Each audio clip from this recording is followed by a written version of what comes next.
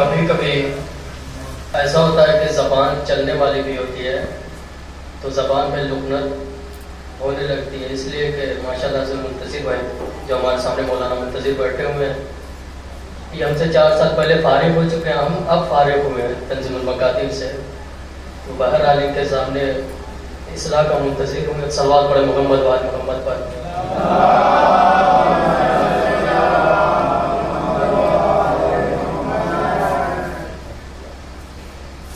عزیزان محترم، معزز سامعین کرام، ماتم داران سید الشہداء، علماء علی، عاشقان رسول و آل رسول،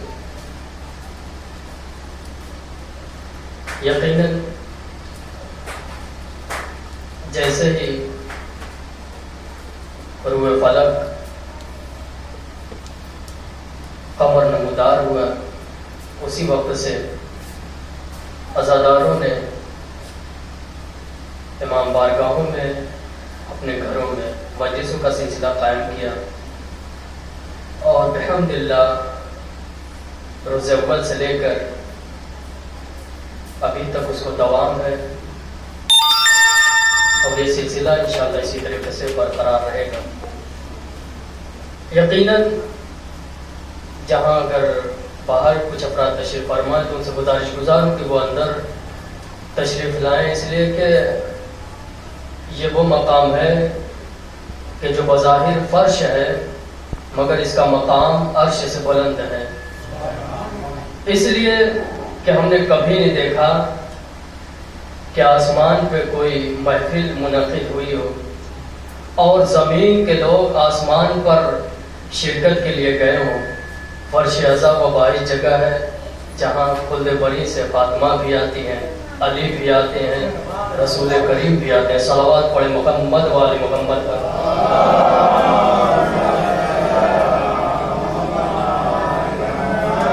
اور ظاہر سی بات ہے فرش اعظم پر وہی آتا ہے کہ جن کے دلوں میں حر بسا ہو، وہ کبھی فرش اعظم تک نہیں آ سکتا جن کے دلوں میں حرملہ بسا ہو.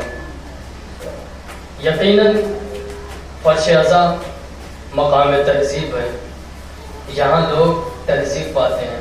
آپ ایک دیوانے کو دیکھیے کہ سڑکوں پر لوگوں کو غمے اٹھا کر مار دیتا ہو، عجیب عجیب آوازیں نکالتا ہو، لیکن جب تک فرش غم حسین پر آ کر بیٹھتا ہے جتنی دیر تک رہے گا، چاہے 1 گھنٹہ ہو 2 گھنٹہ ہو، اس کی پاگل پنتی ختم ہو جاتی ہے. اس کا مطلب یہ ہے کہ یہ فرش اعظم مقام شعور ہے. جیسا کہ آپ نے شاید مولانا منتظر صاحب سے سنا ہو اور ہم نے وہ اپنے استاد محترم سے سنا تھا کہ کس طریقے سے یہ مقام شعور ہے. آپ دیکھیں ایک سانس میں 70 گالیاں دینے والا یا کوئی بھی شخص ہو وہ باہر بیٹھ کر دوسروں کی چغلخوری کر سکتا ہے، لیکن جب تک فرش غم حسین پر رہے گا اتنی دیر تک کسی کی غیبت نہیں کر سکتا، کسی کو گالی نہیں دے سکتا، اور دیوانہ آنے کے بعد اس کی دیوانگی ختم ہو جاتی ہے. اسی لیے افریقہ کا کوئی پاگل خانہ تھا کہ جہاں پر دیکھا کہ ایک پاگل اٹھا اور اٹھنے کے بعد اس نے دیکھا کہ فلک پہ محرم کا چاند نمودار ہو گیا. اٹھا اور اٹھنے کے بعد یا حسین کی صدائیں بلند کر رہا تھا، یا حسین کی صدائیں بلند کر رہا تھا. جب اس کا کام یہ کافی دیر تک دوام پا چکا تو اب تک ایک پاگل یا حسین کی صدائیں بلند کر رہا تھا. اب نہ جانے ایک کو دیکھ کر دوسرا بھی اٹھا، تیسرا بھی اٹھا، جتنے بھی پاگل تھے سب کے سب اٹھ کر یا حسین کی صدائیں بلند کرنے لگے. اب تک پاگل خانہ تھا، حسین کا آزاد خانہ بن گیا. یہ پاگل خانہ تھا لیکن حسین کا آزاد خانہ بن گیا. ایک پاگل تھا جو یا حسین کی صدائیں بلند کر رہا تھا. دیکھ کے دوسرے پاگلوں میں بھی کافی دیر کے لیے شعور پیدا ہو گیا. سمجھ میں آیا حسین کی ذات کا نام ہے. جہاں حسین اور جہاں انسان اپنا ذہنی توازن کھو جاتا ہے وہاں پہ حسینی شعور بیدار ہوتا ہے. صلوات پڑھے محمد وآل محمد پر.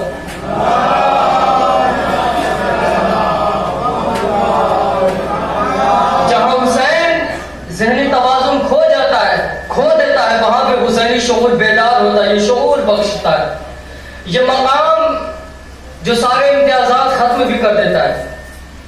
ورنہ آپ دیکھیں کہ ایک ڈاکٹر ہے، آپ مجلس کے باہر اس سے ملاقات کریں، اس کے پاس جائیں گے، MBBS ہے تو اس کے پاس جانے کے لیے آپ کو پہلے فیس دینی پڑے گی۔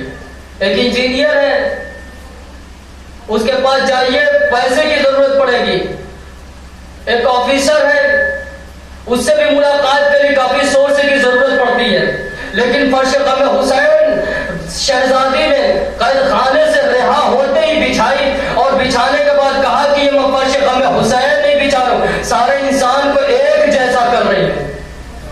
یہاں سارے امتیازات ختم ہو جائیں گے، ڈاکٹر ہوں گے اپنے گھر پہ ڈاکٹر ہوں گے، ڈاکٹر ہوں گے اپنے گھر پہ ڈاکٹر ہوں گے، پولیس آفیسر ہو اپنے گھر پہ پولیس آفیسر ہوں گے، انجینئر ہو اپنے گھر پہ انجینئر ہوں گے۔ کہا کہ دیکھو اب تک جو بھی آنے والا تھا تمہیں اپنے پاس کوئی بیٹھنے نہیں دیتا تھا، فرش غم حسین پر آؤ، امیر ہے اس کے پہلو میں بیٹھ جاؤ، ڈاکٹر ہے اس کے پہلو میں بیٹھ جاؤ، انجینئر ہے اس کے پہلو میں بیٹھ جاؤ، یہ کون ہے پولیس آفیسر ہے اس کے بعد میں، یہ عہدیدار ہے اس کے پہلو میں بیٹھ جاؤ، بیٹھ جاؤ، یعنی سارے عہدے ختم ہو گئے۔ کہا کہ جس کے پہلو میں آنا، آنے کے بعد بیٹھ جانا، اگر کوئی اپنے پہلو سے اٹھانا چاہے تو اسے کہہ دینا یہ تیرے باپ کا دولت خانہ نہیں ہے، حسین کا آزاد خانہ ہے۔ صلوات پڑھے محمد والے محمد پر۔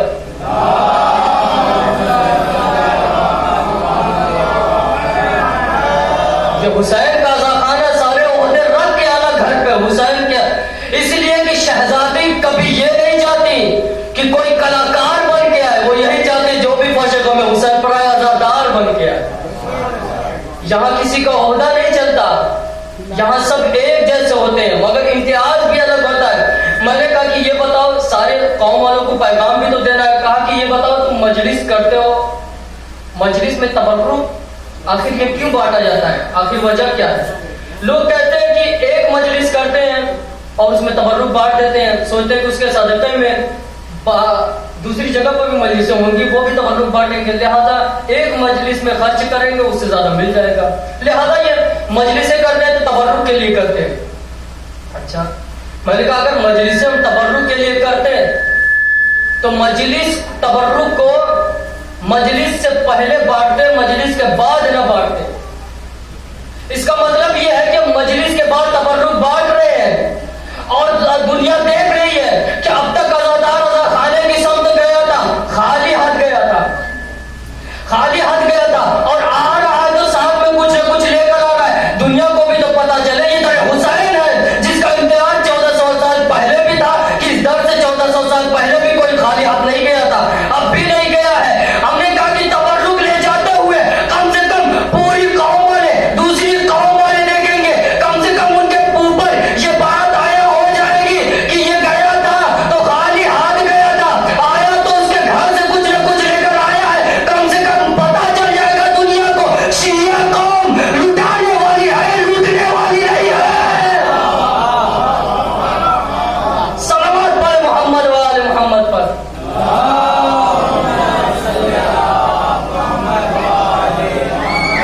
یہ شیعہ قوم لٹانے والی ہے، لوٹنے والی نہیں۔ اچھا، یہ مجلسوں کا سلسلہ ہوتا ہے، ایک پوسٹر کا بھی سلسلہ ہوتا ہے کہ پوسٹر چھپوایا جاتا ہے، کسی کے چیلنج کی مجلس ہوئی یا 10ویں کی مجلس ہوئی، کوئی بھی مجلس ہوتی ہے، اس میں پوسٹر اور جگہ جگہ۔ میں نے کہا یہ پوسٹر چھپوانے کی کیا ضرورت تھی؟ مسجد سے یا امام بارگاہ سے ایک مرتبہ اعلان کرتے، پوری بستی والوں تک خبر پہنچ جاتی، فلاں شخص کے مقام پر، فلاں شخص کے ایصال ثواب کے لیے مجلس ہے۔ یہ پوسٹر چھپوانے کی کیا ضرورت تھی؟ کہا مولانا نہیں، اس میں راز ہے۔ میں نے کہا راز کون ہے؟ کام چھپوائیں گے، اور چھپوانے کے بعد اگر کوئی پڑوس کے گاؤں والا آئے گا تو اس کے حوالے بھی کر دیں گے۔ میں نے کہا اس کے حوالے کیوں کرو گے، اس کے حوالے کیوں کرو گے؟ کہا کہ تاکہ دوسرے گاؤں والے میں بھی یہ پوسٹر چھپ جائے، تاکہ دیکھ لے، ساری کائنات والے دیکھ لے کہ کسی کے ایصال ثواب کی مجلس ہو رہی ہے۔ غیر ملک والے، غیر مذہب والے جب دیکھیں گے کہ یہ تو کس کی مجلس ہے، چہلم کی مجلس ہے، اور یہ تو مر گیا تھا، یہ تو مر گیا تھا، پھر بھی اس کو یاد کیا جانا ہے۔ میں نے کہا ابھی مقصد نہیں پتا چلا آپ کو کہ یاد کیا جا رہا ہے، اس لفظ سے پتا چل گیا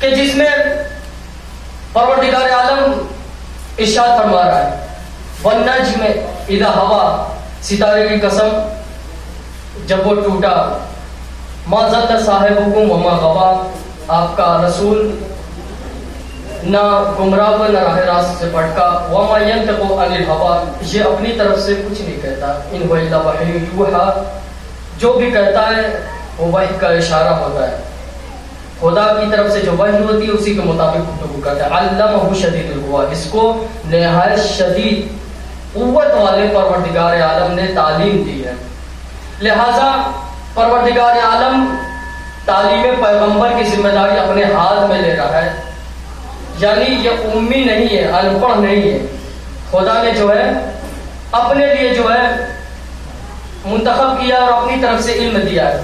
قرآن مجید میں متعدد مقامات پر پروردگار عالم قسم کھا رہا ہے، کہیں نجم کی قسم، کہیں زیتون کی قسم، کہیں طور کی قسم، کہیں کتاب مستور کی قسم، متعدد قسم پروردگار عالم کھا رہا ہے۔ آخر وجہ کیا ہے؟ اور یہ پہلے ہی بات بتا دوں کہ قسم اسی چیز کی کھائی جاتی ہے جو لائق قسم ہو، جس کا مرتبہ بلند ہو، کبھی پست چیز کی قسم نہیں کھائی جاتی، اور بات تو اور بڑھ جاتی ہے، بلند ہو جاتی ہے چیز کی کہ جب قسم کھانے والا خود پروردگار ہو۔ آپ نے دیکھا متعدد مقامات پر اے پروردگار تو طور کی قسم کیوں کھا رہا ہے؟ آخر تو عجب نہیں آواز پروردگار آئے کہ طور کی قسم پروردگار عالم اس لیے کھا رہا ہے کہ اس لیے کہ اس پہ جناب موسیٰ کوہ طور پر جا کر خدا سے باتیں کرتے تھے، تو یہ بات خدا کو اتنی پسند آئی کہ اسے لائق قسم بنا لیا۔ نبی خدا جس پہاڑ پر جا کر، طور پر جا کر پروردگار سے محبوب گفتگو ہوتے تھے، پروردگار عالم نے اسے لائق قسم کھا لیا۔ یہ تو بات ہو گئی۔ کتاب مستور کی قسم پروردگار عالم کیوں کھا رہا ہے؟ کہا کہ تم مصر کا سارا واقعہ ملحوظ خاطر رکھو، تمہارے اوپر بات آشکار ہو جائے گی۔ کہا کہ کون سا واقعہ؟ کہا کہ اس وقت کو یاد کرو کہ جب مصر کے بازار میں یوسف کو ایک میزان پہ رکھا گیا، دوسرے میزان پہ مصر کے بادشاہ نے اپنی بادشاہیت کے نہ جانے کتنے خزینے اس میں رکھ دیے، اور جناب یوسف کا پلہ اور یہ خزانے کا دونوں برابر ہو رہا تھا۔ جناب یوسف نے کہا کاغذ اور قلم لائے جائیں۔ وہ بت پرست تھے مگر جناب یوسف کے کہنے پر کاغذ قلم لے کر آئے۔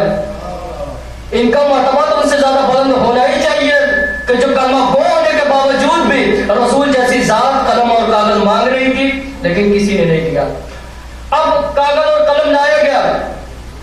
ایک مرتبہ جناب یوسف نے اس کاغذ کے اوپر، اس کرتاس کے اوپر بسم اللہ الرحمن الرحیم لکھا، اور لکھنے کے بعد اپنے پلے پہ جس پہ خود تھے اب تک برابر تھا رکھ دیا۔ اب جناب یوسف کا پلہ بالکل بھاری ہو گیا۔ جناب مصر کے پورے خزینے اس کے سامنے پھیل ہو گئے، مصر کا خزینہ اوپر ہو گیا، جناب یوسف کا پلہ بالکل بھاری ہو گیا۔ اب خود کیجئے، خود فیصلہ کیجئے، جس کی ایک آیت کا اتنا وزن ہے، پورے قرآن کا وزن کتنا ہوگا؟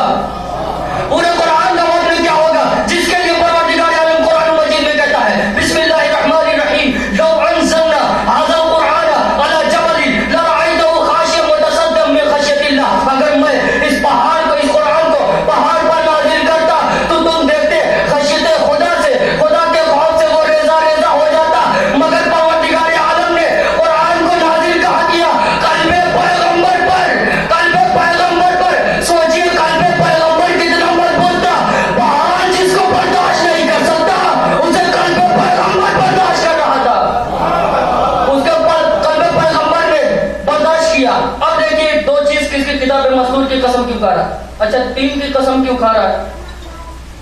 تو دیکھیے کہ اس میں ایک واقعہ کی طرف آپ کی توجہ دلا دوں۔ تین کی بات آ گئی تو اس میں یہ کہ ایک مرتبہ زبیدہ کے ساتھ ہارون رشید چھت پہ چڑھا اور آسمان کا نظارہ کر رہا تھا۔ 14ویں کا چاند نمودار تھا، اس وقت ستاروں کی تعریف کر رہا تھا، ستارے کو پروردگار عالم نے کتنا خوبصورت بنایا، وہ آسمان کا وہ ٹکڑا دیکھو کتنا خوبصورت لگ رہا ہے. ساری چیزیں بیان کرتے کرتے ایک مرتبہ اس کے منہ سے نکلا کہ پروردگار عالم نے سب سے خوبصورت چاند کو خلق کیا ہے، سب سے خوبصورت پروردگار عالم نے چاند کو خلق کیا.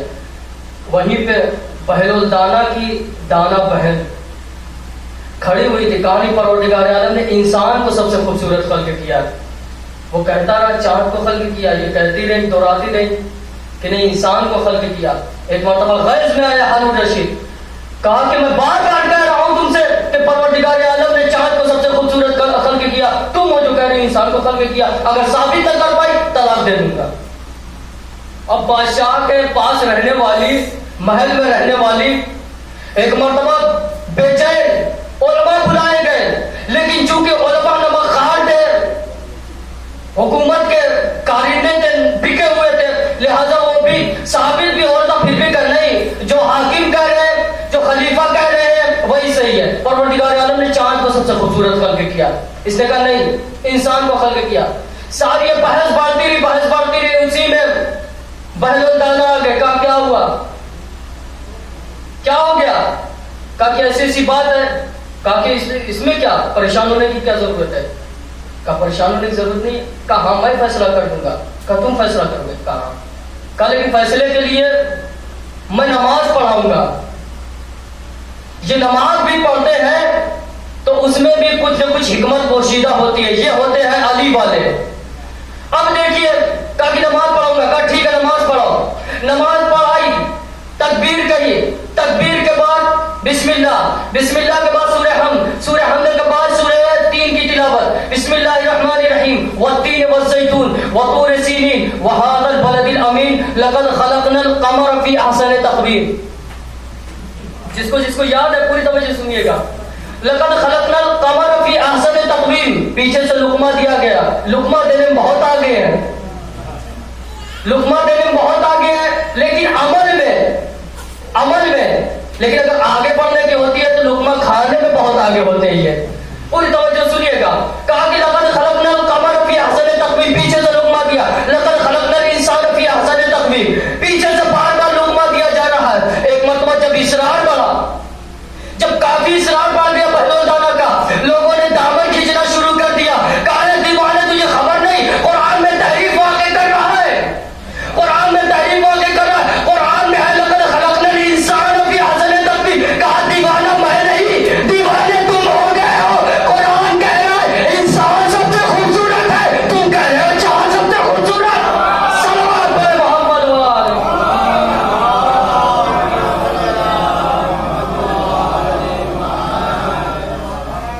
قرآن کہہ رہا ہے کہ انسان کو سب سے اچھا خلق کیا، خوبصورت خلق کیا. تم کہہ رہے ہو کہ چاند کو خلق کیا. قرآن کہہ رہا ہے، قرآن کی بات مان لو، یہ فیصلہ ہو گیا. اب کس کی قسم؟ ستارے کی قسم پروردگار عالم کیوں کہہ رہا ہے؟ میں نے پہلے بھی کہا کہ قسم اسی چیز کی کھائی جاتی ہے کہ جو لائق قسم ہو، جو تعظیم کے لائق ہو، جس کا مرتبہ بلند ہو، جس کا معیار الگ ہو، معیار جس کا جدا، اسی کی قسم کھائی جاتی ہے. ستارے کی قسم پروردگار کیوں کھا رہا ہے؟ کہا کہ اب میں نہیں بتاؤں گا، تم خود ستارے سے پوچھو. ستارے یہ بتا پروردگار تیری قسم کیوں کھا رہا ہے؟ عجب نہیں ستارہ آواز دے، نادان تجھے پتہ نہیں ہے میرا تعلق ہی اس در سے ہے جس در کے لوگ بعدمت ہوا کرتے ہیں. یعنی میں ایسے لا کے قسم نہیں بنا، میرا تعلق در اہل بیت سے ہے، میرا تعلق در اہل بیت سے ہے. سمجھ میں آیا ہم شیعہ نے حضرت کرنار اتنے بعدمت کیوں ہے؟ اس لیے کہ در اہل بیت سے تعلق ہمارا کل بھی تھا، آج بھی ہے، قیامت تک رہے گا. صلوات پڑھ محمد و آل محمد پر.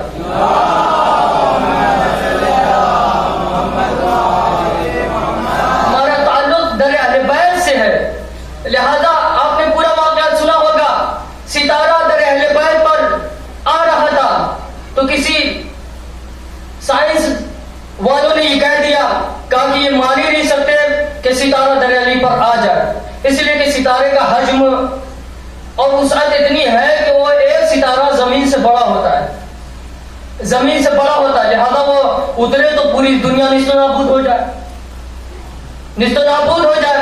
تم کیسے کہتے ہو کہ دریا علی پر ستارہ اترا تھا. میں نے کہا ستارہ جب آ رہا تھا آسمان پر تو اپنی اصلی حالت پر تھا, اپنی اصلی حالت پر تھا, لیکن جو دریا علی کی طرف آ رہا تھا اس کی اوقات بھی کم ہو رہی تھی. میں نے کہا ستارہ تو اتنے ہی پائے میں آتا, اتنی وسعت میں آتا. کہا نادان تجھے پتہ نہیں ہے میں اپنے مقام پر جتنی بھی وسعت رکھتا ہوں دریا علی پر آؤ تو چھوٹا بن کر آؤ, اس لیے کہ عظمت دریا علی پر سر جھکانے سے ملتی ہے, اکڑنے سے نہیں ملتی. صلوات پڑھے محمد و آل محمد پر.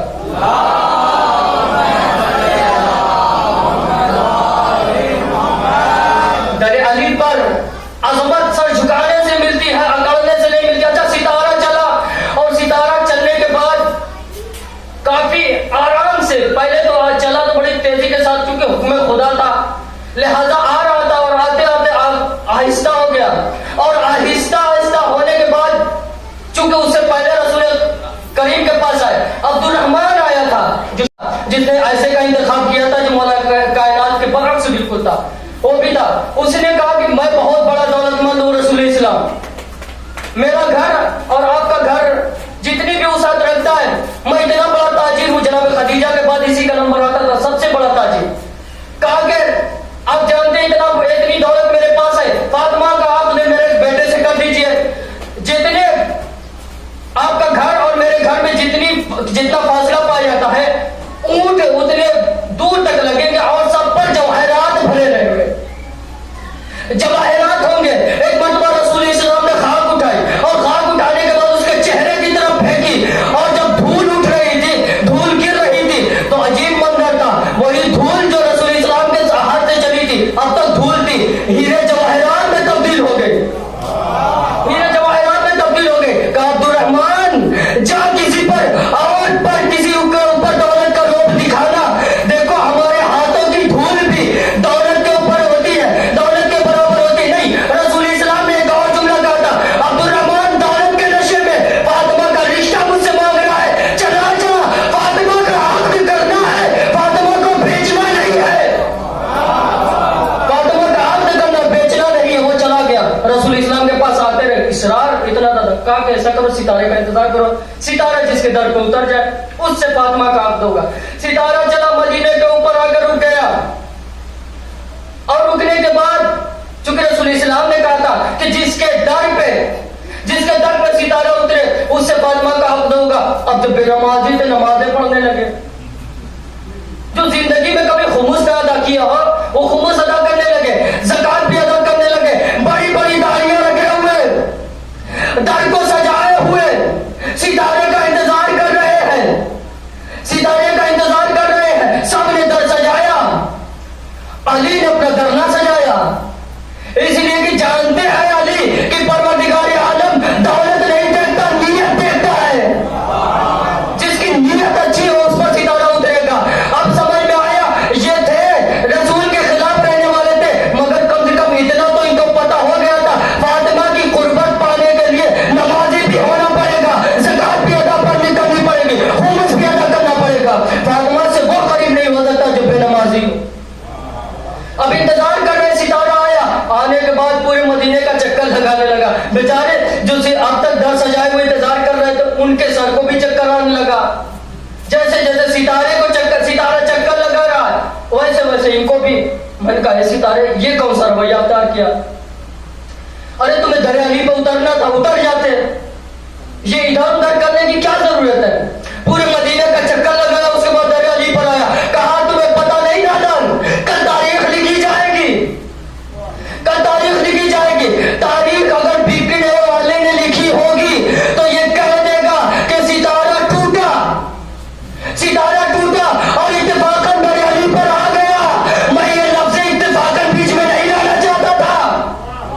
پورے مدینے کا چکر لگا کر اس کے بعد دریا علی پر اتر کر پوری دنیا کو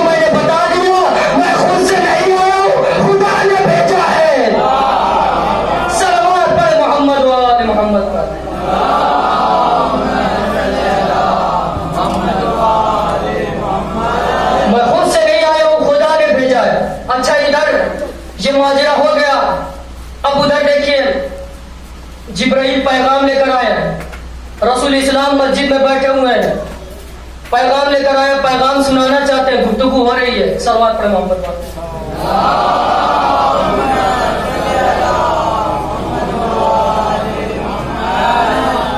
رسول اسلام اور جبرائیل کے درمیان گفتگو ہو رہی ہے. اتنے میں ایک جوان آیا. جیسے اس جوان کو دیکھا, جبرائیل امین اپنی جگہ چھوڑ کے گفتگو ختم کر کے کھڑے ہو جاتے ہیں. رسول اسلام نے ایک مرتبہ دیکھا, پھر وہ جوان ادھر سے گزر کے پھر دوسری مرتبہ آیا. وہ جوان ابھی سمجھ میں آ جائے گا کون ہے. پھر وہ جوان آیا, پھر احترام کے لیے. رسول اسلام نے ایک مرتبہ جبریل سے پوچھا, جبریل اتقوم لہذا الفتى, کیا تم اس جوان کے لیے کھڑے ہو رہے ہو؟ اس جوان کے لیے کھڑے ہو رہے ہو. جبریل کے لبوں پہ میں نے مسکراہٹ دیکھی. جب مسکراہٹ دیکھی میں نے کہا جبریل مسکرا کیوں رہے ہو؟ رسول اسلام نے یہی تو کہا, اتقوم لہذا الفتى, کیا تم اس جوان کے لیے کھڑے ہو رہے ہو؟ کہا بڑی دن سے میں علی کا قصیدہ پڑھنا چاہ رہا تھا, کوئی لفظ مل ہی نہیں رہا تھا. قصیدہ کیسے پڑھوں, یہ لفظ مل گیا, مگر اس اشعار کو پورا قصیدہ تیار ہوتے ہوئے بڑی دیر ہوئی. کہا کب وقت آیا؟ کہا وقت اس وقت آیا, اس وقت اس کا وقت آن پڑا کہ جب دیکھا جنگ احد میں سب چھوڑ چھوڑ کر رسول کو بھاگ رہے تھے. سب چھوڑ چھوڑ کر رسول کو بھاگ رہے تھے اور یہ اپنی جگہ پر ڈٹے ہوئے تھے. کہا کہ دیکھ نادان, اب سمجھ میں آیا علی جنگ کر رہے ہیں. علی ایسی جنگ کر رہے تھے, ایک نہیں تاریخ نے بتایا 300 تلواریں ٹوٹ گئی. پروردگار کو آسمان سے ذوالفقار نازل کری, پروردگار کو آسمان سے ذوالفقار بھیجنی پڑی. کہا کہ دیکھو رسول سے میں نے لفظ لیا تھا, اب میں پڑھ دوں لا بقا الا علی لا سیف الا ذوالفقار. صلوات پڑھے محمد و آل محمد پر.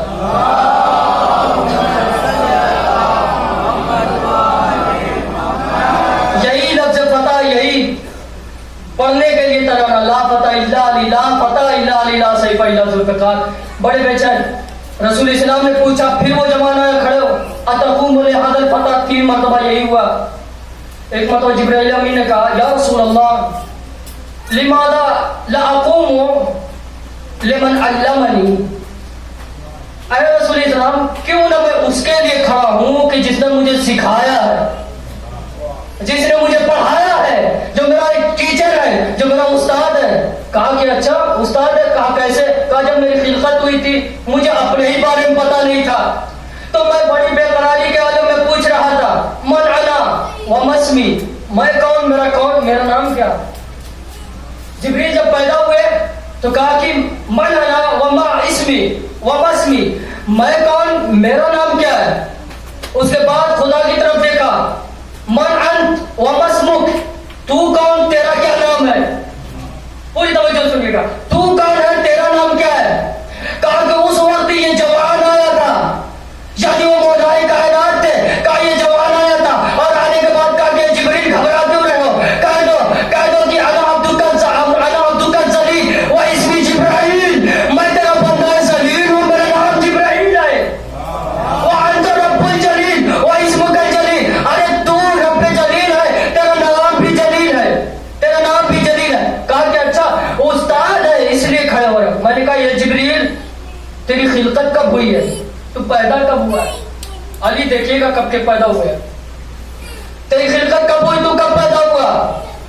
کہا کہ میری پیدائش جاننا چاہتے ہو, سنو, آسمان میں ایک ستارہ نکلتا ہے. یہ روایت جو پڑھ رہا ہوں سفینۃ البحار میں ملے گا, جو شیخ عباس امی کی کتاب ہے, اس میں یہ درج ہے. یہ واقعہ جو پڑھ رہا ہوں اس میں باقاعدہ مل جائے گا. شیخ عباس امی جن کی کتاب مشہور مفاتیح الجنان, جنہوں نے یہ کتاب لکھی ہے, انہوں نے بہار الانوار جو 110 جلدوں پر تقریباً مشتمل ہے,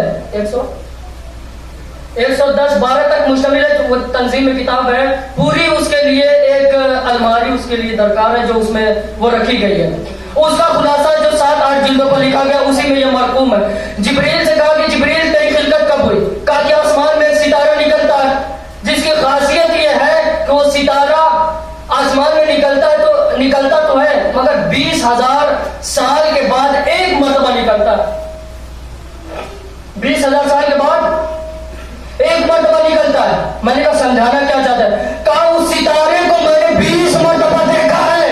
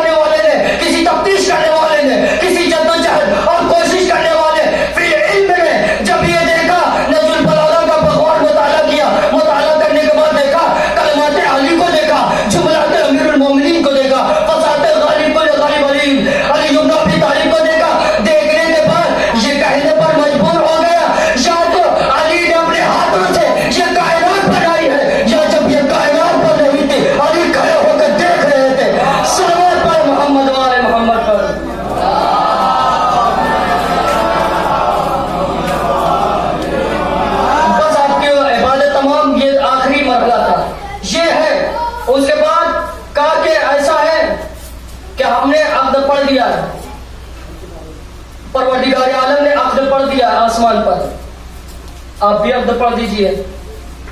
علی سے کہا, بلایا, کہا مہر کے طور پر دینے میں کیا ہے, آپ کے پاس دینے کے لیے کیا کیا ہے. کہا کہ ایسا کہ میرے پاس گھوڑا ہے, زیرہ ہے اور تلوار, اس کے علاوہ کچھ نہیں ہے, کچھ نہیں ہے. اس کے بعد کہا کہ ایسا کرو علی, چونکہ مولا رسول اسلام بات کر رہے ہیں تو کرو کا لفظ ان کے لیے ٹھیک بیٹھتا ہے. کہا کہ ایسا کرو کہ دیکھو یہ گھوڑے کی ضرورت تمہیں ہے, اس لیے کہ اس پر بیٹھ کر میدان جہاد میں جاؤ گے, اور تلوار کی بھی ضرورت ہے, اس لیے کہ تیری تلوار ایک اعجازی تلوار ہے. شاید یہ اشارہ کر رہے تھے کہ یہ شجرے بتا کے چلتی ہے, بے گناہ کسی کو قتل نہیں کرتی. کہا کہ اے علی, زرا کی نہ تمہیں ضرورت ہے نہ اسلام کو ضرورت, زرا کی ضرورت نہ تمہیں نہ اسلام کی. کہا کیوں؟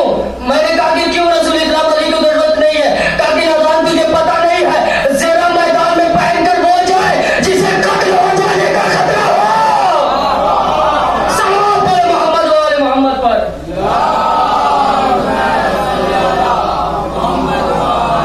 جسے قتل ہو جانے کا خطرہ ہو وہ جائے زرا پہن کر. علی تم جاتے ہی ہیں کفن باندھ کر, اس سے انہیں یہ نہیں رہتا کہ بچ کر واپس جائے. لوگوں کو یہ خواہش رہتی ہے کہ علی مقابلے میں آ گئے تو وہ بچ کر واپس جائے, یہ نہیں. کہا کہ اچھا ٹھیک ہے, یہ ہو گیا. اور آسمان پر کیا ہے؟ کہا کہ آسمان پر جب مہر فاطمہ رکھا گیا تو زمین کا جو خشک حصہ ہے وہ مہر فاطمہ میں رکھا گیا, مہر فاطمہ میں رکھا گیا. اس کے بعد چھٹے امام جعفر صادق علیہ السلام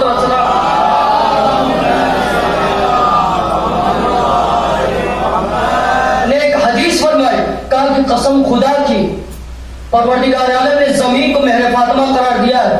اگر کوئی شخص بغض فاطمہ لے کر اس روئے زمین پر چل رہا ہے تو وہ غصبی زمین پر چل رہا ہے, جو غصبی زمین پر چل رہا ہے. ارے مسلمانوں, آپ تو سمجھ جاؤ, غصبی زمین کی بات تو چھوڑو, سارے مسئلے کے علماء اس بات پر متفق ہے, غصبی زمین پر کبھی نماز صحیح نہیں ہو سکتی. صلوات پڑھ محمد و آل محمد پر.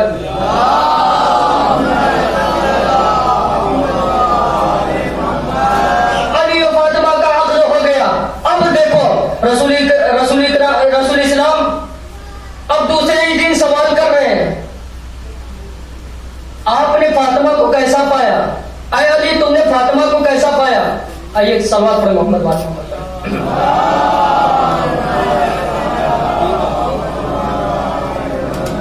اے علی تم نے فاطمہ کو کیسا پایا؟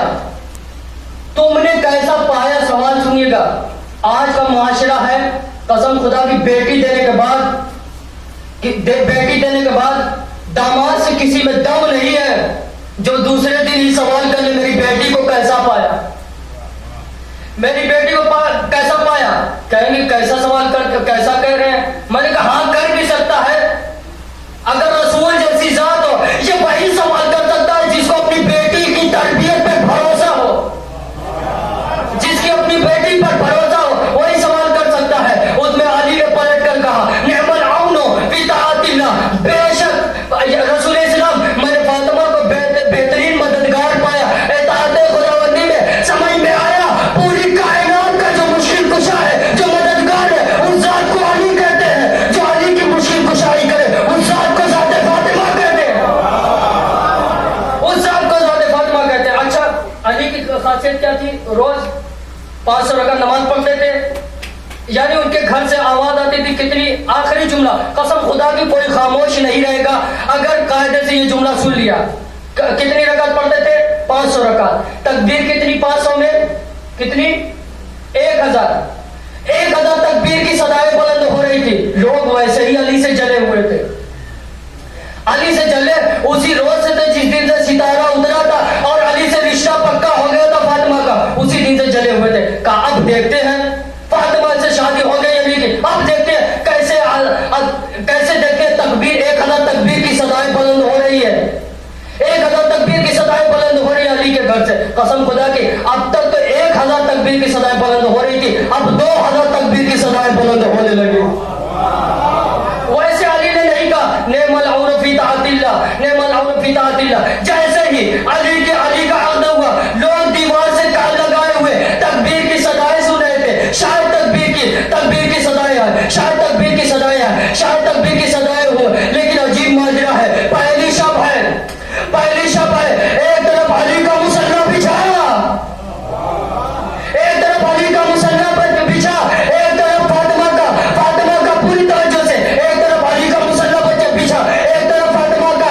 اب سمجھ میں آیا, ارے جب دو مصلیوں کے درمیان اولاد پیدا ہوتی ہے تو کوئی وقت کا حسن بنتا ہے, کوئی حسین. صلوات پر محمد و آل محمد پر.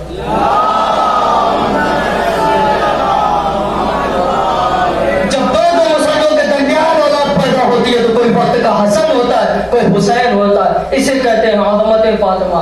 ستارہ ان کے در پر آیا, یہی کیا عظمت کے لیے کافی. 6 مہینے تک لگاتار در فاطمہ پر رسول اسلام سلامی دیتے تھے. مگر مسلمان, سب سے بڑی مظلومیت زہرا یہ ہے کہ 18 سال کون سا سن ہوتا ہے جس میں عورت جوان ہوتی ہے, پوری جوانی کے عالم میں آتی ہے.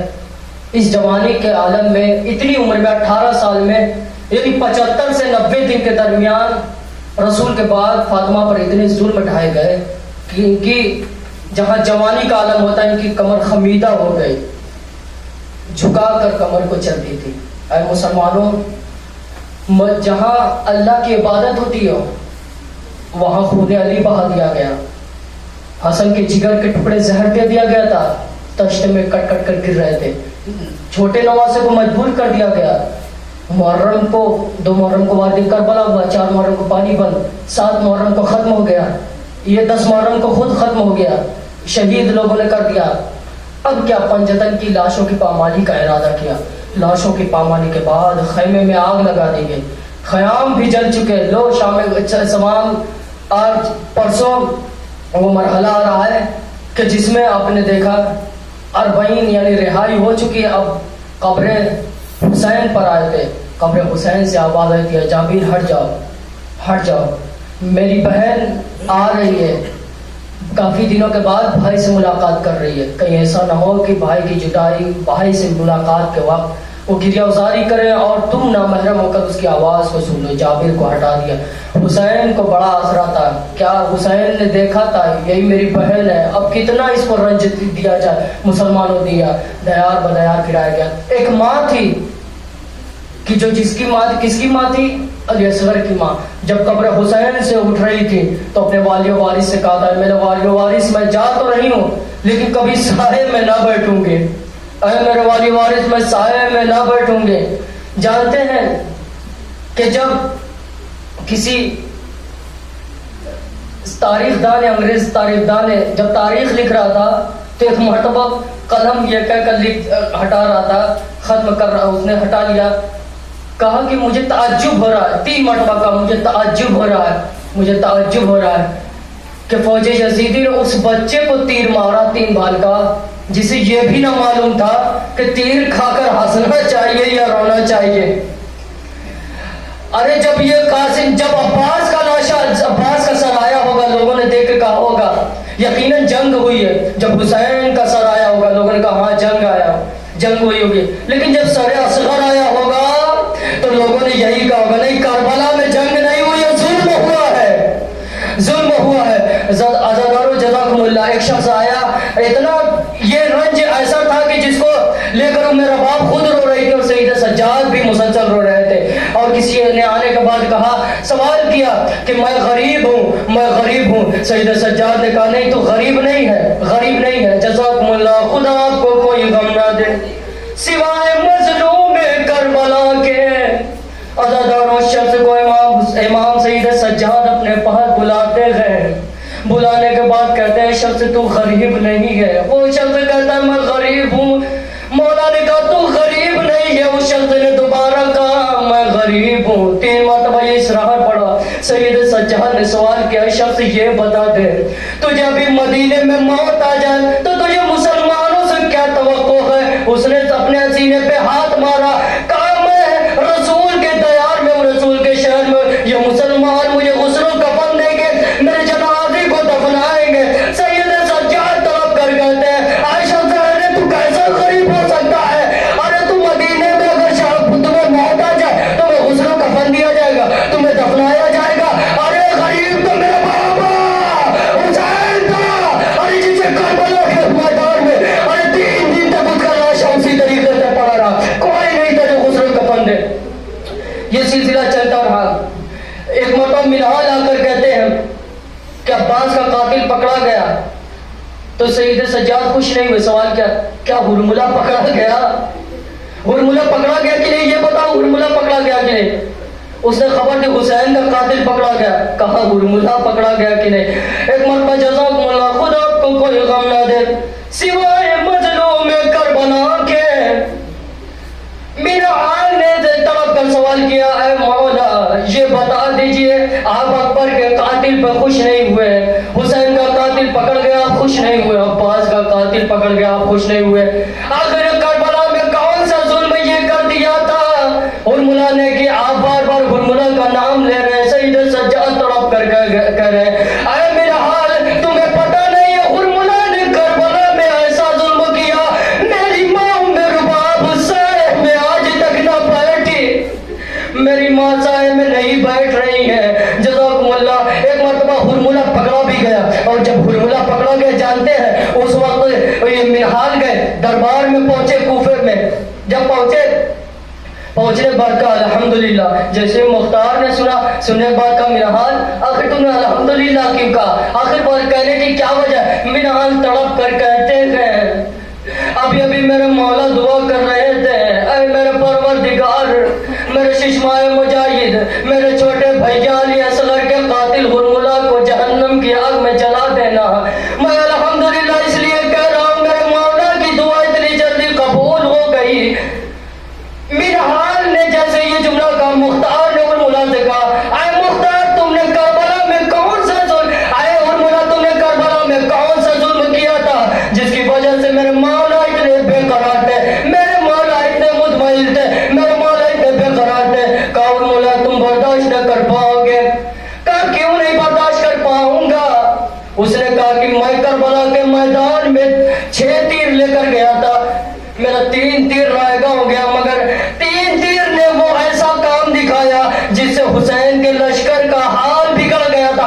کہا کون سا ظلم کیا تھا؟ کہا اے مختار برداشت نہ کر پاؤ گے۔ کہا کون سا؟ کہا اے حرم، ارے آپ بھر کر مشق بھر کر فرات کی طرف سے خیمے کی طرف جا رہا تھا، اس کی پوری توجہ یہی تھی کسی طریقے سے سکینہ تک پانی مل جائے، سکینہ تک پانی مل جائے۔ ارے میں نے ایک ایسا تیر مارا، تیر جا کر مشق سکینہ میں لگا، تیر سارا پانی پر سارا دریا کے کنارے بہ رہا تھا۔ کہا کہ دوسرا ظلم کون سا کیا؟ دوسرا کون سا؟ کہا نہیں مختار برداشت نہیں کر پاؤ گے، سنیں گے کون سا؟ کہا کہ وہ کون سا مرحلہ تھا سنو۔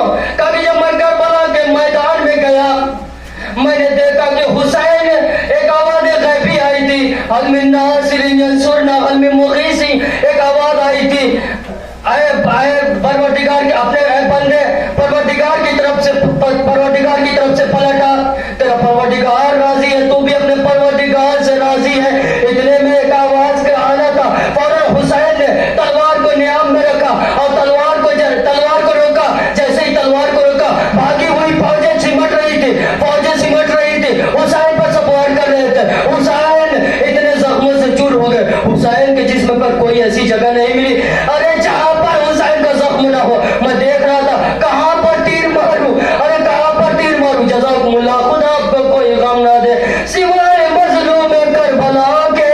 عزادار اس وقت ہرملہ کہتا ہے اے مختار سنو، میں جب غور سے دیکھ رہا تھا حسین کے سجدے کی جگہ جہاں سجدہ کرتے تھے، حسین کے سجدے کا نشان جہاں پر تھا، ارے جب میں نے تیر کا نشان نہ لیا، ارے تیر سنسناتا ہوا گیا، اور جب سنسناتا ہوا تیر گیا حسین کی پیشانی پہ لگا، اور ایک مرتبہ جیسے ہی جملہ سنا غش میں آ گئے مختار۔ آخر جملہ تھا، آواز ساتھ نہیں دے رہی ہے، اپنے اصلی لہجے میں مسائل تو نہیں پڑھ سکتا لیکن پھر بھی پہنچا دے رہا ہوں، آخری جملہ سنیے گا۔ مختار نے کہا تیسرا ظلم تم نے کون سا کیا تھا؟ کہا تیسرا تیر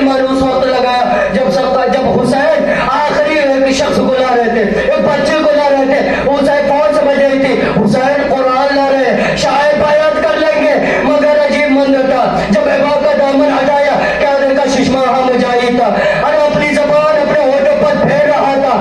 میں نے بار بار کوشش کی، کبھی زہرا آ جاتی تھی، کبھی رسول اسلام آ جاتے تھے، میرا نشانہ چوک جاتا تھا. ایک مرتبہ میں نے اپنی آنکھ کو بند کر کے 3 بال کا تیر چلایا اور تیر تنزناتا ہوا غلوہ علی اصغر کو چھیڑتا ہوا حسین کے بازو سے پیوست ہو گیا.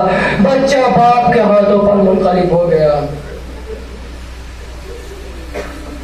انا للہ و انا الیہ راجعون رضا بقضاء و تسلیما لامری وسيعلم الذين ظلموا اي منقلب ينقلبون الا لعنة الله على قوم الظالمين رضا بقضاء و تسلیما لامری.